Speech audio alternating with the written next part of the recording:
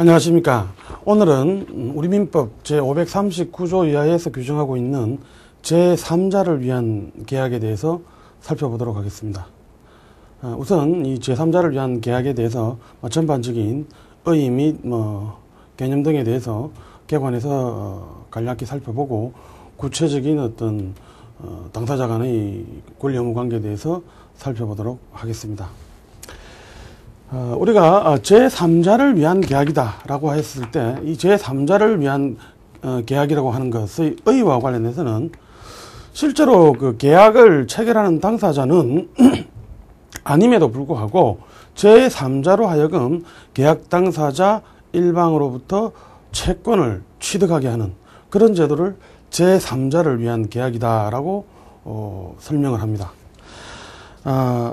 그러면 이런 어떤 제3자를 위한 계약이라고 하는 것, 통상 채권관계라고 하는 것이 채권의 상대성으로 인해서 채권 채무 관계에 있는 당사자 사이에서만 효력을 미치는 게 원칙인데, 계약 당사자가 그 계약의 효력을 제3자에게 발생하게 하는 그런 어떤 유형의 계약, 과연 그것이 필요할 것인가? 현실적으로 채권의 성질을 가지고 이야기할 때는 설명하기 쉽지 않겠습니다만은 이런 어떤 제3자를 위한 계약이라고 하는 것은 실무적으로도 상당히 필요한 경우들이 많을 수 있고요. 그리고 우리 주변에서도 흔히 발견되는 그런 계약 유형이다라고 말씀드릴 수 있겠습니다. 예를 들어서 남편이 부인을 위해서 남편 사후를 대비해서 생명보험 계약을 체결하고자 합니다. 자, 그랬을 경우에 계약 당사자는 남편과 보험회사가 되겠지요. 그런데 결국 그 수익자는 부인으로 하는 또는 자식으로 하는 이런 경우가 대표적인 제3자를 위한 계약이다라고 할 수 있을 것이고, 뿐만 아니라 그런 어떤 그 현실적인 필요성 이외에도 또 다른 사례를 들어보면, 예를 들어서 A라는 사람이 B라는 사람에게 갑이라는 특정한 물건을 1,000만 원에 팔기로 했습니다. 자, 그러면 B는 A에 대해서 1,000만 원의 대금을 지급해야 되겠습니다만은 B는 C에게 1,000만 원의 채권이 있습니다. 자, 그럴 경우에 C가 A에게 바로 이행을 하게 한다면 결제가 한 번에 이루어지는 어떤 그런 편리함도 있을 수 있겠죠. 따라서 이러저러한 경우들에 있어서 현실적인 실익도 있고 또 인정할 구체적인 이유들이 상당하기 때문에 이런 제3자를 위한 계약은 우리 주변에서도 보편적으로 활용되고 있다라고 이렇게 말씀드릴 수 있겠습니다. 이 제3자를 위한 계약에서는 그러나 중요한 것은 제3자 약관이라는 것이 있습니다. 이것은 제3자로 하여금, 다시 말해서 계약 당사자가 아닌 제3자로 하여금 계약 당사자 일방으로부터 채권을 취득하게 하겠다는 그런 어떤 약정을 말합니다. 따라서 그런 점에서 제3자를 위한다는 그런 어떤 약정이 부과되어 있다는 것, 그것을 내용으로 한다는 것을 제외하고는 일반적인 약관과 크게 다를 바도 없습니다. 다음으로 이 제3자를 위한 계약에서는 제3자가 직접 계약 당사자 일방으로부터 채권을 취득한다라고 이렇게 설명을 하는데, 이 의미는 조금 전에도 사례들 속에서 여러분들이 추론할 수 있으셨겠습니다만은 계약 당사자 아닌 제3자가 다시 말해서 계약 체결에 직접 관여하지 않았음에도 불구하고 계약 당사자 일방에게 급부 청구권을 가진다라는 의미를 말합니다. 이 제3자를 위한 계약과 관련해서 이 연역적인 측면에서도 조금 살펴볼 필요가 있는데요. 사실 근대법들, 특히 근대민법들은 그 기본을 로마법에서 찾을 수 있는 경우가 상당히 많습니다. 그런데 이 로마법에서는 이런 제3자를 위한 계약에 대해서 원칙적으로 부정적인 태도였습니다. 그래서 인정하지 않았다는 것이죠. 계약의 효력이라고 하는 것, 이것은 계약 당사자 간에만 미쳐야 된다라고 생각을 했었기 때문에 그러하였다라고 말씀드릴 수 있을 것입니다. 그러나 예외적으로 아주 개별적인 어떤 경우들에 있어서 예외적으로 인정한 사례들은 있다라고 설명되고 있고,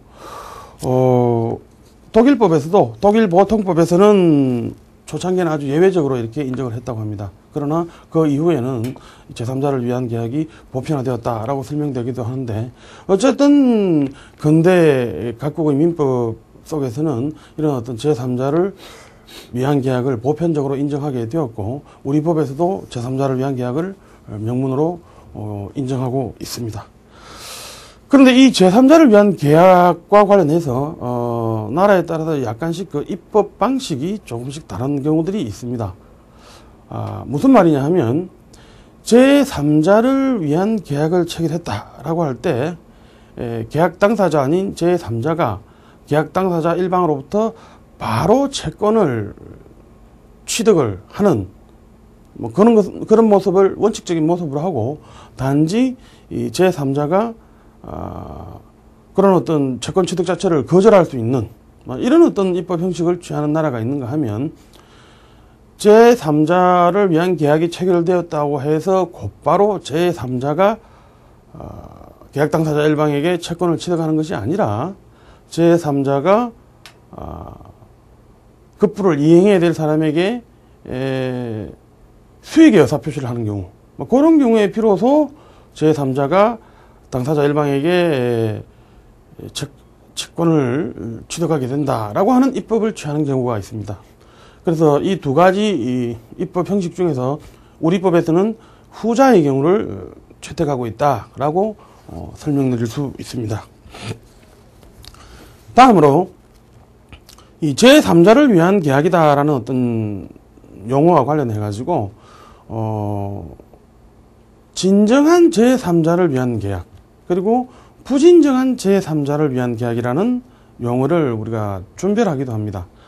진정한 제3자를 위한 계약이다 라고 했을 때는 이것은 조금 전까지 말씀드린 대로 계약 당사자 아닌 제3자가 계약 당사자 일방에게 곧바로 급부 청구를 할 수 있는 그런 관계를 제3자를 위한 계약이다. 다시 말해서 제3자가 곧바로 채권을 취득하게 되는 어떤 그런 관계가 제3자를 위한 계약이다 라고 설명을 하고, 부진정한 제3자를 위한 계약, 이것은 제3자가 급부를 향유할 수 있는 그런 위치에는 있습니다.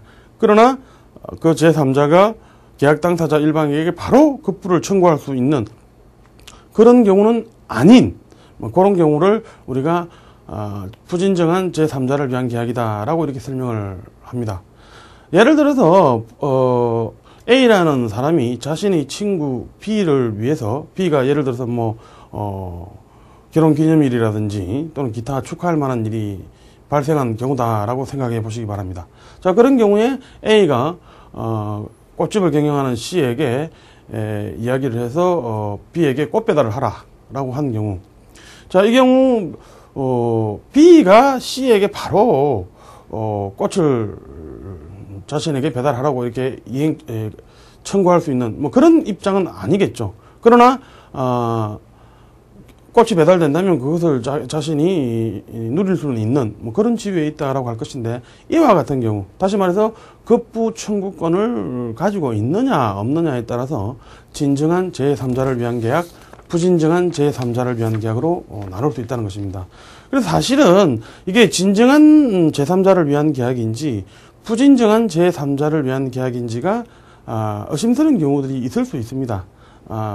따라서 이제 그런 경우에 어떤 식으로 기준을 잡아서 진정한 제3자를 위한 계약인지 부진정한 제3자를 위한 계약인지를 판별을 해야 될 것인데, 우리 법원의 태도에 의하면 계약 내용을 종합적으로 판단을 해서 진정한 제3자를 위한 계약인지 부진정한 제3자를 위한 계약인지를 판단해야 한다라고 하고, 특히 중점을 두는 부분은 제3자에게 직접적인 급부 청구권이 있는가 없는가를 기준으로 진정한 제3자를 위한 계약이다, 부진정한 제3자를 위한 계약이다 라고 나눌 수 있다라고 설명을 하고 있습니다. 다음으로 이 제3자를 위한 계약과 관련된 성질에 대해서 간략히 살펴보도록 하겠습니다. 먼저 이 제3자를 위한 계약은, 계약 당사자는 조금 전까지 또 수차에 걸쳐서 반복이 됐습니다만은 제3자는 계약 당사자가 아니죠. 제3자는 계약 당사자가 아니고 소위 말하는 제3자에게 급부를 이행하도록 지시하는 사람이 있을 것이고 또 제3자에게 급부를 이행해야 되는 그런 위치에 있는 사람이 있을 것입니다. 자, 그래서 그런 사람들을 각각 나누어서 우리가 요약자, 낙약자, 수익자 이렇게 나누어서 설명을 할 수 있을 것입니다. 그래서 요약자는 낙약자와의 계약에서 낙약자가 수익자에게 일정한 급부를 이행하라 라고 이렇게 계약을 체결할 것입니다. 다시 말해서 제3자를 위한 계약에 있어서의 당사자는 요약자와 낙약자인 것입니다. 그리고 수익자인 제3자는 당사자가 아니라는 것은 명백한 것이죠. 그런데 이제 여기서 좀 의문이 될 수 있는 것이 경우에 따라서는 뭐 이 요약자가 수익자의 대리인으로 볼 여지는 없는가 라는 것이 문제될 수도 있습니다. 근데 사실은 우리가 대리다라고 이야기했었을 때 물론 법률행위, 대리행위의 효과가 이 본인에게 이렇게 귀속을 하고 물론 뭐 행위 자체는 대리인이 행하는 것이죠. 따라서 뭐 그런 식으로 보면 어떤 결과 자체가 이렇게 수익자에게 급부가 이행되어야 되는 이런 결과가 초래되니까 대리관계가 아니냐라고 생각할 수가 있는데 이런 어떤 제3자를 위한 계약은 대리관계하고는 무관한 것이다 라고 이렇게 이해하는 것이 일반적입니다. 다시 말해서 이 요약자가 수익자의 대리인이 되는 건 아니죠. 여전히 이 두 사람이 이 계약관계의 당사자로서의 지위를 계속적으로 이끌고 나가게 되기 때문에 그러하다라고 설명할 수 있을 것입니다. 다음으로 이 제3자를 위한 계약에서 사실은 이 제3자를 위한 계약인가 아닌가 라는 점을 좀 더 명확하게 하기 위해서 이 제3자를 위한 계약과 좀 구별되어야 되는 어떤 그런 경우들이 있습니다. 그리고 어떤 경우들은 표현 자체는 제3자를 위한 계약이다 라고 이렇게 우리가 쓰지 않고 행하는 경우들이 일반적이기 때문에 어떤 행위 자체를 놓고 봤을 때 이게 제3자를 위한 계약인지 아닌지를 판단해야 될 필요성이 있는 경우들이 다수 있기 때문이라는 것이죠. 그래서 이 구별 개념으로서 예를 들어서 여러분 채권 총론에서 이미 배웠는지는 모르겠습니다만 이행인수라는 게 있습니다. 이행인수. 자, 예를 들어서 A라는 사람이 B라는 사람에게 채권을 가지고 있습니다. 채권을 가지고 있는데 어떤 연유로 인해서 B가 C에게 다시 또 채권을 가지고 있다면 자, 이 경우에 이 두 사람 사이에서 합의를 해서 만약에 A가 B에게 이행 청구를 하게 되면 C 자네가 A에게 이행을 하면 어떻겠는가 라고 이렇게 약정할 수도 있을 것입니다. 그러면 결국은 이 두 사람 사이에서 약정은 했는데 그 약정의 결과로서 C가 A에게 이행을 하게 되는 이런 결과가 발생할 수 있겠죠. 따라서 이런 경우를 우리가 이행인수다라고 이렇게 설명을 하는데 물론 이 이행인수란 말은 여러분 채권 총론편에서 채무인수와 좀 다른 개념으로 이렇게 배웠을 것입니다. 그런데 이런 어떤 이행인수의 경우 이 사람의 B의 채무 자체를 C가 대신해서 이행하는 것은 맞습니다만은 B의 채무 자체가 C에게 완전히 넘어간 이런 것은 아니라는 거죠. 그런 경우를 우리가 이행인수다라고 이야기를 하는데 다시 말해서 A가 B한테 청구할 때 C가 A한테 이행할 수 있다는 것이지 A가 C한테 바로 이행 청구를 할 수는 없는 이런 경우에 해당되는 경우가 이행인수다라고 할 수 있는데 이런 이행인수 같은 경우는 A가 C에게 급부 청구권이 없으므로 제3자를 위한 계약이 아니다라고 이렇게 설명을 합니다. 그런데 이제 유사한 문제로서 우리가 또 생각해 볼 수가 있는 게 이 병존적 채무인수라는 개념이 있습니다. 병존적 채무인수. 원래 채무자가 B죠. 그리고 C가 인수인이다 라고 이렇게 생각할 수가 있겠는데 요 두 사람 사이의 어떤 약정에 의해 가지고 C가 또 한 사람의 채무자가 되는 이런 결과를 초래하는 경우가 있습니다. 다시 말해서 B가 채권 채무 관계에서 A, B 사이에서의 채권 채무 관계에서 B가 탈락되는 것이 아니고 B는 여전히 존재하면서 C도 새로운 어떤 채무자로서 이렇게 출연하게 되는 이런 경우가 있을 수 있는데, 이런 경우를 우리가 병존적 채무인수다라고 표현을 하죠. 그럼 이런 병존적 채무인수는 제3자를 위한 계약이냐? 통상 이런 병존적 채무인수가 있었던 경우에는 A가 C에 대해서 바로 급부청구권을 가지고 있죠. 그렇기 때문에 제3자를 위한 계약에 해당된다라고 설명을 합니다. 그 다음에 뭐 채무인수 이야기 나왔으니까요. 면책적 채무인수도 한번 생각해 볼 수 있겠죠. 면책적 채무인수. 면책적 채무인수는 이런 어떤 A, B 간의 채권 채무 관계에서 B가 완전히 탈락돼 버리는 거죠. 그리고 B 대신에 C가, 그러니까 B는 완전히 면책이 되고 C가 채무자로 새로 등장을 하게 되는 것입니다. 다시 말해서 이게 뭐 새로운 어떤 A 입장에서 봤을 때는 새로운 어떤 채권이 발생하는 이런 상황이 아니죠. 따라서 이런 어떤 면책적 채무인수의 경우에는 이것을 우리가 제3자를 위한 계약이다라고 이해하지 않습니다. 그러나 다시 말해서 이행인수나 면책적 채무인수 같은 경우는 제3자를 위한 계약이 아니다라고 설명을 하고, 또 병존적 채무인수의 경우에는 우리가 제3자를 위한 계약이다라고 설명을 한다는 겁니다. 이런 내용들을 좀 종합해서 우리가 뭐 구체적인 사례를 가지고 아주 간단한 사례들을 가지고 다시 한번 설명을 해보면요. 만약에 이 AB 사이에서 예를 들어서 뭐 갑이라는 토지를 매매 대상으로 했습니다. 매매 대상으로 했는데 이 AB 사이에서 약정에 의해 가지고 C가 매수인으로 한다라고 하는 뭐 이런 식의 약정이 있었다. 다시 말해서 AB 간에 거래는 AB 간에 하지만 C 명의로 이렇게 매매 계약을 체결하는 경우, 뭐 이런 경우를 생각해 볼 수 있겠죠. 자, 그러면 이런 경우는 제3자를 위한 계약이냐? 뭐 이런 경우는 뭐 현실적으로 이런 식으로 되는 경우들이 여러 경우가 있겠습니다만은 뭐 한 가지 우리 생각해 볼 수가 있는 게 대리 관계. 인 것을 우리가 생각해 볼 수 있겠죠. 그러니까 A가 C의 이름으로 이렇게 계약을 체결을 하고 그 효과가 바로 B, C 간에 이렇게 미치는 뭐 이런 경우를 생각해 볼 수 있을 것이고, 또는 뭐 명의신탁 같은 걸 우리가 생각해 볼 수 있을 것입니다. 그러나 이런 경우를 우리가 제3자를 위한 계약이다라고 설명하지는 않는다는 것입니다. 마찬가지로 A가 A, B 사이에서 뭐 갑이라는 토지를 매수한다라고 했었을 때 그 A가 B의 토지를 매수한다라고 생각했었을 때, 예를 들어서 C가 A의 어떤 대금 지급과 관련해서 보증인으로서 나선다라고 하는 경우, 이런 경우도 제3자를 위한 계약이냐? 뭐 사실은 채권 채무 자체는 지금 이 두 사람 사이에서만 있는 것이죠. 그다음에 B가 C한테 바로 이렇게 이행을 청구할 수 있는 뭐 이런 상황은 바로 채권이 발생하는 이런 경우는 아니라는 거예요. A가 채무 불이행이 됐었을 때 비로소 C에게 B가 이행 청구를 할 수 있는 관계이죠. 따라서 이런 경우에도 제3자를 위한 계약에 해당되는 것은 아니다라고 설명을 한다는 겁니다. 또는 뭐 A가 C한테 임대하기 위해서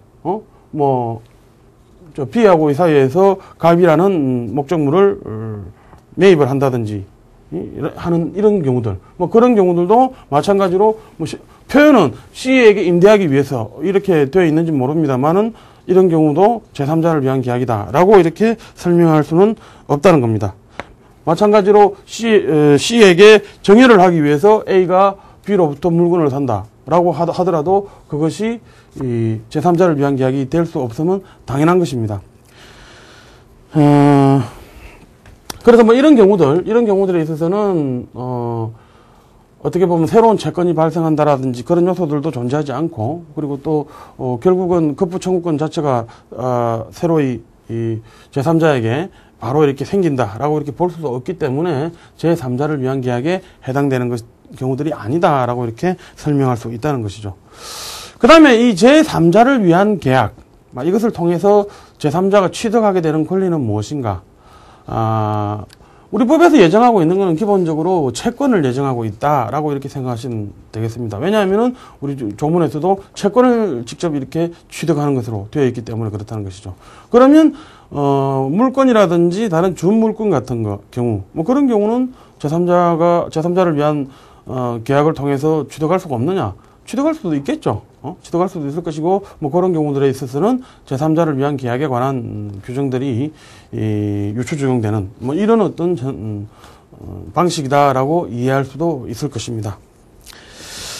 그 다음에 또 하나가 문제가 되는 것이 제3자를 위한 계약에서는 지금 결국은 제3자가 계약 당사자 일방에게 채권을 취득하는 뭐 이런 관계인데, 제3자가 계약 당사자 일방에게 의무를 부담하는, 그러니까 제3자에게 의무 부담을 시키는 그런 계약들, 뭐 그것도 유효하겠는가?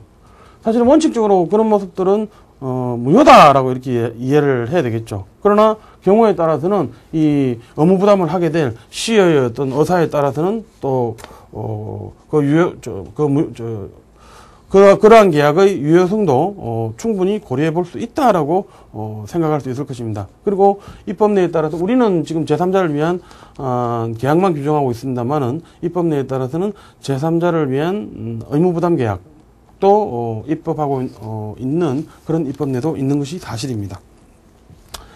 자, 다음으로 이 제3자를 위한 그 계약 관계에서 당사자 상호간의 관계입니다. 자, 우리가 아까 이런 식으로 요약자, 낙약자, 수익자로 이렇게 나눠볼 수 있다라고 이야기를 했는데, 통상 우리가 요약자와 낙약자의 관계, 이것을 우리가 다른 말로 보상관계다라고 표현을 하기도 합니다.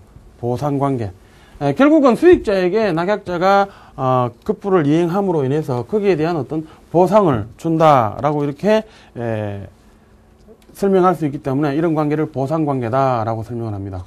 그 다음에 요약자하고 수익자, 결국은 요약자가 낙약자로 하여금 수익자에게 일정한 급부를 하도록 하게 하는, 그렇게 하면서 수익자가 채권이 발생하게 하는 그런 데는 요 두 사람 사이에 뭔가 원인이 있겠죠.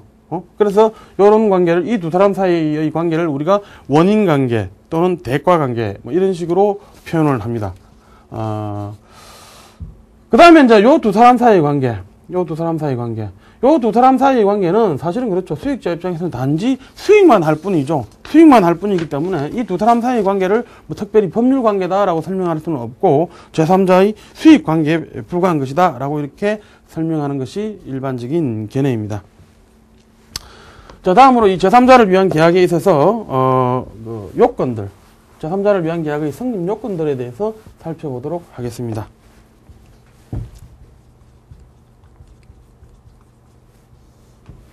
자, 제3자를 위한 계약의 성립 요건과 관련해서 우선적으로 우리가 고려해야 되는 게, 결국은 이 두 사람 사이, 요약자와 낙약자 사이의 계약 자체가 유효해야 되겠죠. 그래야 유효한 제3자를 위한 계약이 성립된다는 것이고, 물론 아까 말씀드린 이런 어떤 대가 관계라든지 원인 관계, 요것도 우리가 상정을 할 수 있습니다만은, 요 두 사람 사이의 대가 관계나 원인 관계가 효력이 없다, 또는 실효를 했다, 또는 다른 사유로 인해서 어쨌든 문제가 있다라고 한다 하더라도 제3자를 위한 계약의 유효성과는 전혀 무관하다는 것이죠. 그래서 이 두 사람 사이의 관계만 유효한 그런 관계이면 된다라는 것입니다. 그 다음에 두 번째가 조금 전에 개관에서 설명드릴 때 제3자 약관이 필요하다라고 설명을 드렸죠. 제3자 약관. 제3자 약관. 그러니까 요약자와 낙약자 사이의 어떤 합의 중에서 이런 어떤 제3자로 하여금, 다시 말해 수익자로 하여금 채권을 취득하게 하려고 하는 그런 어떤 약정들, 이것이 필수적이라는 것이죠. 물론 요 어떤 제3자 약관인가 아닌가의 판단 여부와 관련해서는 순전히 이 어떤 법률행위의 해석 또는 계약 해석의 문제다라는 것이 우리 판례의 태도였다라는 점도 기억하시기 바랍니다. 자, 그런데 통상 우리가 이 제3자 약관으로 이렇게 볼 수 있는 어떤 그런 경우들, 어떤 경우들이 있을까라고 이렇게 생각해 볼 수 있겠는데요. 사실은 이 법률의 규정에 의해서 이런 어떤 제3자 약관이 있는 것으로 볼 수 있는 그런 경우들이 있습니다. 구체적인 예를 들다 보면, 우리 상법에서도 보면 타인을 위한 보험계약 같은 거, 그 다음에 신탁법에서 보면은 제3자를 수익자로 하는 신탁계약 같은 경우, 그 다음에 우리 민법에서도 변제를 위한 공탁 같은 경우, 그런 경우들이 이 제3자를 위한 계약이다, 제3자를 위한 제3자 약관이 존재한다라고 이렇게 설명할 수 있다는 것이죠. 그리고 조금 전에 제가 구별 개념으로서 설명을 드렸던 뭐 병존적 채무인수 같은 그런 경우들, 뭐 그런 경우들은 계약의 성질 자체에 비추어 봤을 때 또는 뭐 거래 관행 등에 비추어 봤을 때 제3자를 위한 계약으로 봐야 되는 어떤 그런 경우들이다라고 설명할 수 있을 것입니다. 근데 사실은 이 제3자 약관과 관련해서 또 문제되는 부분이 과연 이 제3자를 위한 계약이냐 아니냐, 뭐 결국 그것이 다툼이 있는 어떤 그런 사례들인데요.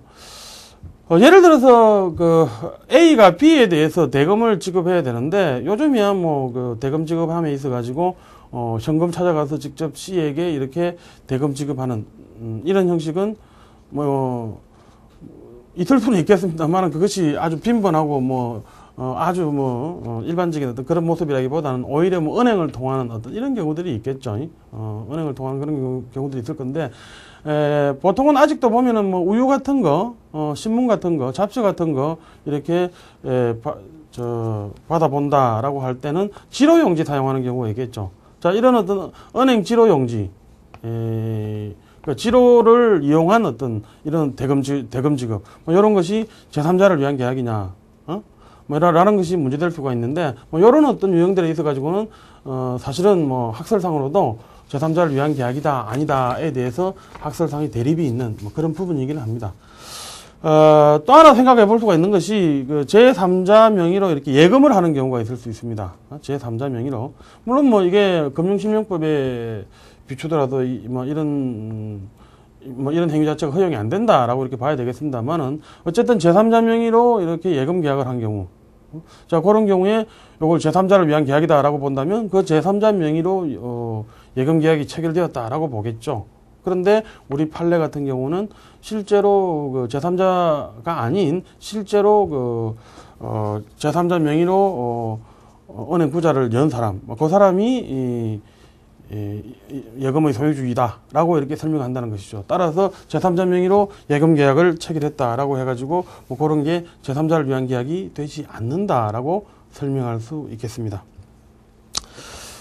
그 다음에 이 요건과 관련해서 제3자의 존재 시기가 문제가 될 수가 있습니다. 제3자의 존재 시기. 제3자를 위한 계약을 체결할 때 실제 그 제3자가 계약 체결 당시 존재해야 되느냐라는 것이 문제될 수 있다는 것이죠. 근데 사실은 그렇죠. 뭐 태아를 위해서도 뭔가를 해주고 싶어가지고 계약을 체결할 수 있을 것이고요. 따라서 제3자를 위한 어떤 계약 체결 당시에는 제3자 자체가 현존하지 않아도 된다라고 설명하는 것이 일반적입니다. 그러나 나중에 수익의 의사표시를 적어도 해야 될 그 시점에 가서는 현존하고 특정된 어떤 그런 경우여야 된다라고 이해를 하는 것이 일반적입니다. 그 다음에 이 요건과 관련해서 우리 법에서 아까 말씀드린 대로 제3자를 위한 계약을 통해서 제3자가 채권을 취득한다라고 이야기를 했죠. 그러면 이런 어떤 그 제3자를 위한 계약이 채권에만 국한되느냐라는 것이 문제될 수가 있는데 채권이 아닌 어떤 다른 권리들도 얼마든지 제3자를 위한 계약을 통해 가지고 이렇게 취득을 할 수 있겠죠. 그런데 단지 이제 문제가 되는 게 제3자가 물건이라든지 또는 뭐 준물건을 취득한다라고 했었을 때 그 취득 시기라든지 뭐 그런 것들이 이제 문제가 되겠죠. 당장 뭐 제3자를 위한 계약을 체결했다라고 하면 계약 체결로 인해서 결국은 수익의 의사표시가 있게 되면 바로 채권을 제3자가 취득하게 되는데요. 물건이라든지 또는 뭐 준물건 같은 경우 그런 경우는 우리 법에서는 물건 취득과 관련해서는 공시방법을 갖춰야 되죠. 그렇기 때문에 그런 공시방법들이 갖추어져야만이 현실적으로 그런 공시방법들이 갖추어진 경우만이 실제로 물건을 취득할 수 있는 것이고 제3자를 위한 계약이다라고 하는 것은 그런 경우들에 있어서 이 제3자를 위한 계약이다라고 하는 것은 제3자를 위한 물건 계약이다. 뭐 이런 식으로 이해할 수가 있겠죠.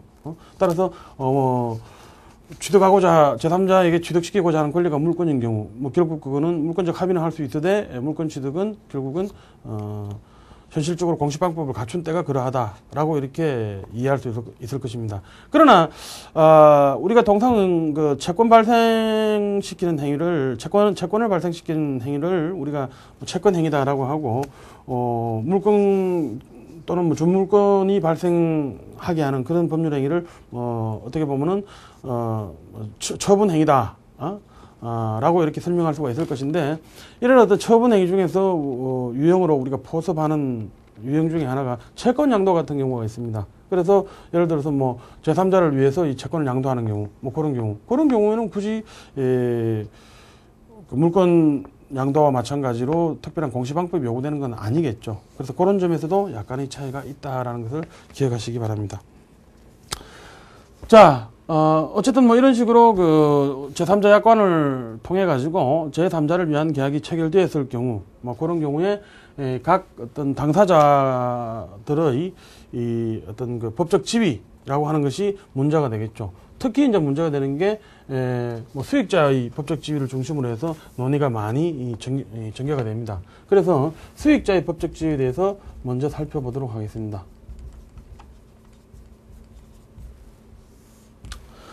결국은 뭐 제3자를 위한 계약으로 인해서 급부 청구권을 취득하게 되는 뭐 이런 사람이다라고 이야기했는데, 처음에 어떤 제3자를 위한 계약의 입법 방식과 관련해서 제3자를 위한 계약을 통해서 바로 수익자가 채권자가 되는 뭐 이런 어떤 입법례가 있고, 수익자가 수익의 의사표시를 한 경우, 그런 경우에 비로소 수익자가 채권자가 되는 이런 경우가 있다라고 이야기했죠. 그런데 우리는 후자의 경우 입법례를 취하고 있다라고 말씀을 드렸죠. 따라서 수익자의 법적 지위다라고 할 때에도 이런 어떤 수익자가 수익의 의사표시를 했느냐 하지 않았느냐에 따라서 법적 지위가 달라진다라고 이렇게 설명할 수 있겠죠.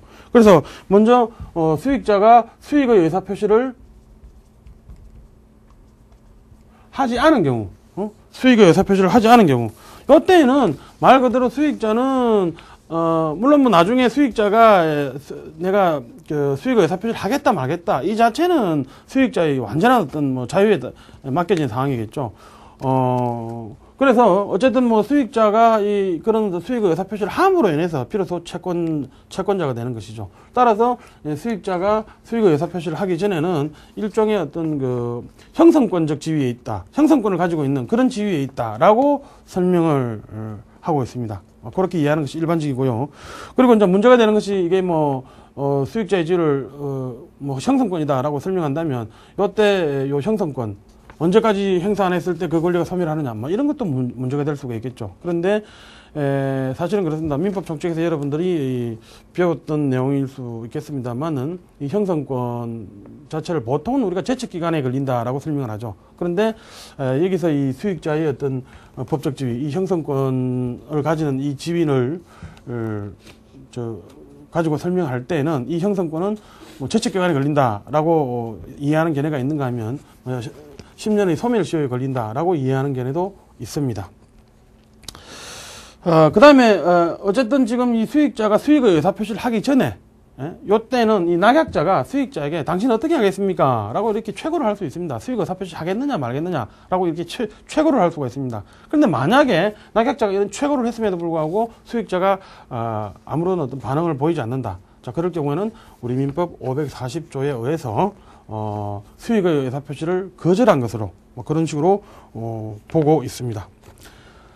다음으로 수익자가 수익의 의사표시를 하고 난 이후입니다. 수익자가 수익의 의사표시를 하고 난 이후, 뭐 어떻게 보면 논의 중심은 여기에 집중이 돼야 되겠죠. 그래서 수익자가 수익의 의사표시를 하고 난 이후에는 이 수익자는 낙약자에 대해서 곧바로 채권을 취득한다 라고 이렇게 설명할 수 있을 것입니다. 문제가 되는 것이, 약간 문제가 될 수가 있는 것이, 그러면 이 채권을 취득하는 게, 뭐 계약 체결시를 소급해서, 채권을 취득한 걸로 볼 건가, 아니면 뭐 다른 시기인가, 라는 것이 문제될 수가 있는데요. 우리 민법 539조 2항에서는 제3자의 권리는 그 제3자가 채무자에 대하여 계약의 이익을 받을 의사를 표시한 때에 생긴다라고 이렇게 규정을 하고 있어요. 그러다 보니까 결국은 수익의 의사를 표시한 때, 그때 비로소 수익자가 낙약자에 대해서 채권자가 된다라고 이렇게 이해하는 것이 바람직하겠죠. 그래서 우리 다수들 판례에서도 마찬가지로 수익의 의사표시를 한 때 채권자가 된다라고 이렇게 이해를 하고 있습니다. 그 다음에 이 수익의 의사표시라고 하는 것, 뭐 이게 표현 자체에서도 수익의 의사표시이다라고 설명을 했죠. 그러니까 의사표시이기 때문에 뭐 이 방법이라는 측면에 있어 가지고는 뭐 제한이 없다라고 볼 수 있겠습니다. 명시적이든 묵시적이든 다 가능할 것이고요. 통상은 수익자가 낙약자에 대해서 당신 이행하시오라고 하는 어떤 그런 경우들이 뭐 일반적으로는 수익의 의사표시가 있는 것이다라고 이해할 수 있겠죠.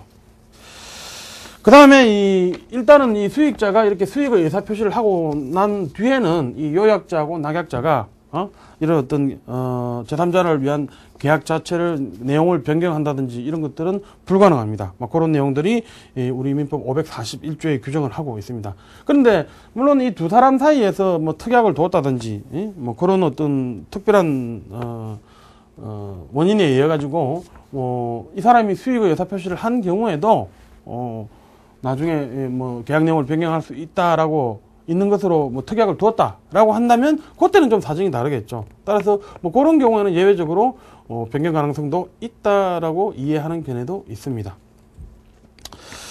그 다음에 수익자가 수익의 의사표시를 한 이후에도 중요한 어떤 내용으로서 여러분들이 꼭 기억을 해야 될 내용은 수익자가 수익의 의사표시를 했다.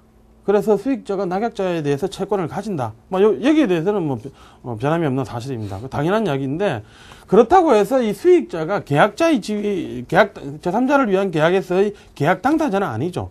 따라서 계약 당사자의 지위에서 행사할 수 있는 각종의 어떤 그런 권리 의무들, 뭐 그런 것들은 수익자가 행사할 수가 없습니다. 단지 수익자는 말 그대로 제3자를 위한 계약에서 예정하고 있던 급부에 대해서 급부 청구권을 직접 낙약자에게 가질 뿐이다라는 것이죠. 따라서 보통 우리가 계약자의 지위다라고 했었을 때 생각할 수가 있는 권리들이 계약을 해지한다, 해제권, 계약을 취소한다, 취소권, 뭐 이런 것들을 예를 들 수 있을 것입니다. 따라서 그런 계약의 해제권이나 취소권 같은 경우는 수익자에게는 인정되지 않는다라고 이해하는 것이 보편적인 이해의 태도입니다.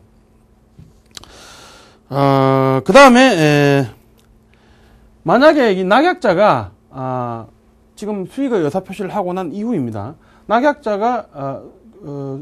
낙약자가 채무를 불이행하고 있습니다. 채무를 불이행하고 있는 경우, 자 그런 경우 손해배상 같은 거 청구할 수 있겠는가? 또는 뭐 강제이행 청구할 수 있겠는가? 뭐 그런 것들이 문제될 수 있겠죠.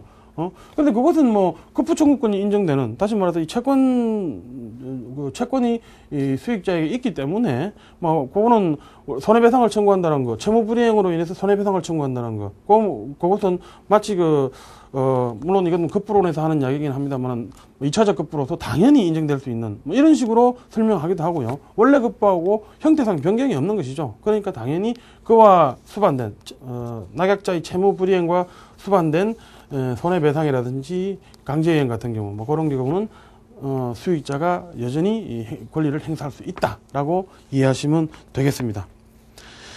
그 다음에 또 한 가지 또 생각해 볼 수 있는 내용이, 낙약자가 수익자에게 급부를 이행을 했습니다. 급부를 이행했는데 이 급부 자체가 완전치 못한 어떤 그런 내용으로 인해서 담보 책임을 물을 수 있는 뭐 이런 경우들을 우리가 생각해 볼 수가 있겠습니다. 근데 통상 담보 책임과 관련해서 계약 당사자의 지위에 있는 요약자가 청구할 수 있다라고 이렇게 설명하는 것이 보편적입니다. 보편적인데, 원래 이 급부 자체가 제대로 이행되지 않은 것에 대해서 담보 책임을 묻는 것이기 때문에 수익자도 담보 책임을 물을 수 있다라고 이렇게 이해하는 것이 일반적입니다. 수익자의 지위와 법적 지위와 관련해서 마지막으로 수익자가 수익의 의사표시를 한 경우와 관련해서 또 한 가지 문제될 수 있는 게, 사실 이런 부분들이 있습니다. 우리 민법 규정들에서는 뭐 여기저기에서 다양한 어떤 경우들을 예정하면서 제3자 보호 규정을 두고 있는 경우가 있습니다. 그래서 이 수익자가 이 제3자 보호 규정, 통상은 뭐 선의 제3자가 이 보호되는 경우들이 대부분이죠.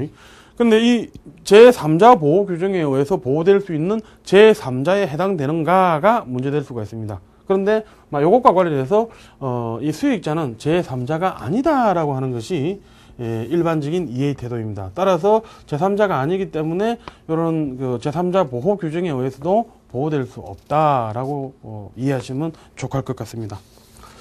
자, 다음으로 남은 것이 이 요약자의 지위와 낙약자의 지위다라고 이렇게 할 수 있겠는데,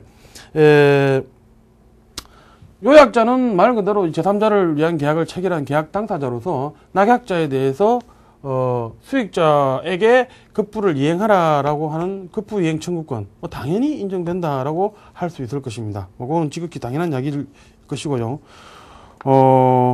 그다음에 만약에 이 요약자하고 낙약자 사이의 어떤 제3자를 위한 계약 자체가 쌍무계약이다라고 한다면 그런 어떤 낙약자의 이 제3자에 대한 어떤 급부 의무하고 그다음에 요런 어떤 요약자의 낙약자에 대한 어떤 급부 의무 요것도 동시행의 관계에 있다라고 설명을 할 수 있겠습니다. 지난 시간에 배웠던 어떤 그런 내용이겠죠. 그리고 그렇게 이해하는 것. 또 낙약자의 수익자에 대한 어떤 의무와 요약자의 낙약자에 대한 어떤 의무, 이것이 동시행의 관계에 있다라고 보는 것이 우리 판례의 태도라는 점, 그런 점도 기억하시기 바랍니다. 그 다음에 또 하나 문제되는 게, 수익자가 수익의 의사표시를, 하지 않거나 또는 수익 거절을 하는 경우, 수익할 것을 거절한 경우, 그런 경우가 이제 과연 이 급부는 어떤 식으로 처리할 것인가라는 것이 문제될 여지가 있겠죠. 자, 그런 경우에는 사실은 급부의 성질을 가지고 판단을 해야 될 것이다라고 이해하는 것이 일반적입니다. 그래서 급부를 요약자가 받아도 괜찮은 어떤 그런 내용의 급부인 경우, 그런 경우에는 요약자가 수령할 수도 있을 것이다라고 이렇게 설명하는 것이고, 급부 내용 자체가 사람에 따라서 달리, 사람이 달라짐에 따라서 급부 자체가 의미가 없게 되는 어떤 이런 경우다라고 할 때는 누구에게도 책임지울 수 없는 사유에 의한 후발적 불능이 된다. 이런 식으로 이해해도 좋겠습니다. 마지막으로 이 낙약자의 지위입니다. 낙약자의 지위인데 기본적으로 이 제3자인 수익자에 대해서 채무를 부담하죠. 그거는 아주 기본적인 내용이고요. 그 다음에 우리 조문에서 특별히 규정하고 있는 것이 이 사람이 이 사람에게 채무를 부담합니다만은 어쨌든 낙약자가 요약자에게 대항할 수 있었던 사유가 있다라고 한다면 그것이 조금 전에 예를 들었던 쌍무계약이기 때문에 동시행의 항변권 같은 것을 주장하는 어떤 이런 경우일 수도 있고요. 그런 경우를 뛰어넘어서 원래 이 두 사람 사이의 계약 관계 자체가 실효했다든지 예를 들어서 무효 사유 등이 있다든지라고 할 그런 경우, 그런 경우에 수익자가 낙약자에게 급부 청구권을 행사할 때 그런 사유들로 가지고 낙약자는 수익자에게도 대항할 수 있다라고 이해하는 것이 일반적인 태도입니다. 그래서 그와 같은 내용들이 우리 민법 542조에서 규정하고 있는 그런 내용입니다. 그리고 낙약자 입장에서는 이 보상관계에 기초해 가지고 요약자에게 반대급부를 청구할 수 있는 그런 가능성도 남아 있다라고 하겠습니다. 이상 제3자를 위한 계약에 대해서 살펴보았습니다. 수고하셨습니다.